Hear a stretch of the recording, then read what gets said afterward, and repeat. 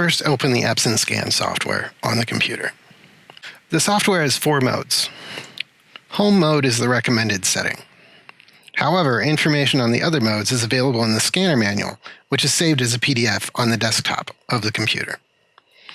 It is possible that someone has used another mode. If so, change back to the home mode in the mode selection menu.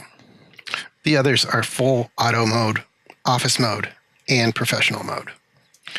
But home mode is recommended. It will be good for most everything. The next step is to tell the computer where to save your files. Hopefully you've brought a USB drive or an SD card or an external hard drive with you to save your files. Saving to the computer is not recommended. The file save settings are the file folder down in the bottom right-hand corner of this window. Mousing over tells you that you are on the file save settings. Go ahead and click here, and it opens the settings. You'll want to select Other and then Browse and navigate to the drive that you brought. It will probably show up as E or F or a letter like that, and it will have a name that's normally branded like the type of drive that you brought. So select your drive and click OK.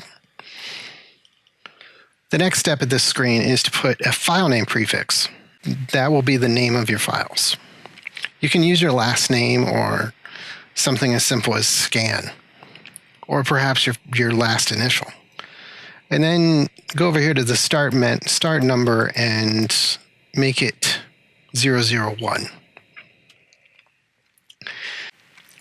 The next menu to navigate in this screen is the image format. If you select this, you'll get a list of 7 different formats, but there's really only 2 to choose from here: JPEG and TIFF. JPEG is a compressed format that doesn't take up very much space. But in order to compress the file, it takes some detail out of the image. So if you're of the mind to work on these later and color correct them and restore them or do anything else to them, you might not want to use a JPEG file. The other choice is a TIFF.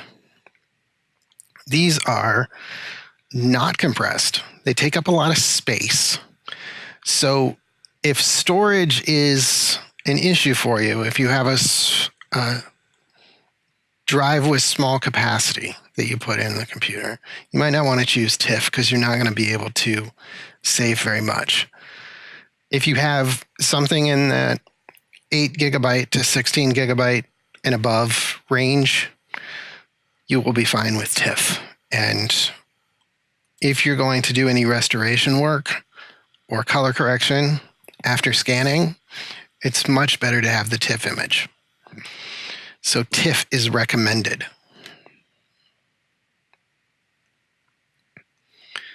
After choosing between JPEG and TIFF, click OK. And then you're back at the original window. There are 2 more things to consider before beginning scanning here. You want to make sure the document type is on photograph if you're scanning photographs. And actually, I've found that if you're scanning documents, it's still best to use photograph. The newspaper setting just doesn't work real well. So make sure you are on photograph. The next thing to consider on this screen is the resolution. If you click on this arrow, you get a bunch of numbers. The lower the number, the lesser the quality, but the faster the scan. The higher the number, the higher the quality, but the slower the scan. The recommended setting for this is 600 DPI. It's kind of the middle ground between too slow, high quality but slow, and low quality but fast.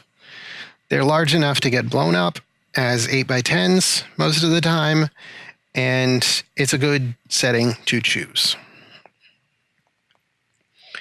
At this point, you are ready to begin scanning, and that is in the next video.